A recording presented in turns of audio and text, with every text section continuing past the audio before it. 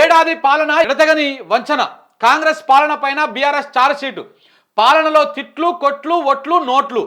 10 ఏళ్ల అభివృద్ధి, 12 నెలల్లో విధ్వంసం. పునరిల్లిన సంక్షేమం, ముంచుకొస్తున్న సంక్షోభం.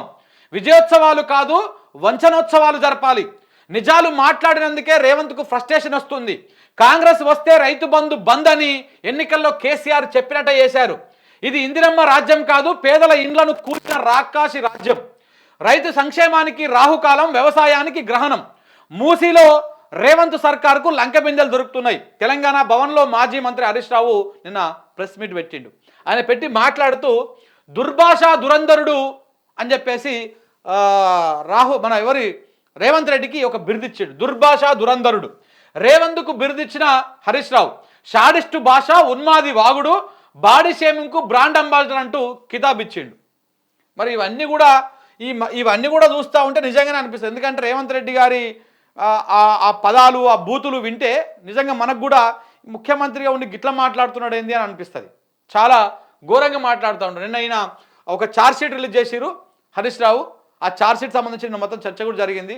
అన్ని అంశాల మీద ఏ విధంగా నమ్మించింది, ఎట్లా మోసం చేసింది కాంగ్రెస్ పార్టీ అన్నటువంటి అంశాల మీద అన్నింటి మీద కూడా ఆయన మాట్లాడుకుంటూ రావడం జరిగింది. దానికి సంబంధించినటువంటి అంశం ఇది. రేవంత్ సర్కార్ పాలన పైన విడుదల చేసిన ఛార్జ్షీట్లో పలు అంశాలను బీఆర్ఎస్ ప్రస్తావించింది.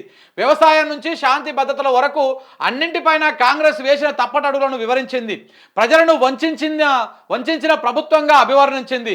ప్రతికూల దృక్పథంతో పాలన ప్రారంభించాలని, ప్రస్తుతం అదే దారిలో వ్యవస్థను నడిపిస్తుందని బీఆర్ఎస్ తన ఛార్జ్షీట్లో ఆరోపించింది. తెలంగాణ భవన్ సాక్షిగా కాంగ్రెస్ విధానాలను ఎండగట్టింది. ఇది నిన్న అక్కడ జరిగినటువంటి అంశం.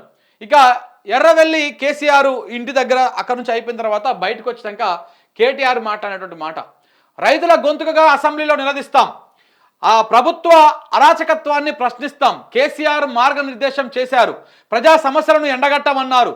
తెలంగాణ తల్లి రూపురేఖలను మార్చడం అంటే అస్తిత్వంపై దాడే. రేవంత్ సర్కార్ది అనాలోచిత నిర్ణయం. లగచర్ల అంశాన్ని ప్రస్తావిస్తాం. రైతుల గొంతుకగా అసెంబ్లీలో, మండలిలో ఉంటాం. ఎమ్మెల్యేల హక్కుల ఉల్లంఘన పైన గలం విప్పుతాం. తాజా మాజీ సర్పంచుల అంశాన్ని కూడా లేవనెత్తుతాం. ఎర్రవెల్లిలోని కేసీఆర్ నివాసంలో కేటీఆర్ మీడియాతో మాట్లాడినటువంటి మాటలు అవి. సో ఇవాళ అసెంబ్లీలో మేము ఏ అంశాల మీద మాట్లాడబోతా ఉన్నారో దాని గురించి నిన్న వారు మాట్లాడినటువంటి మాటలు.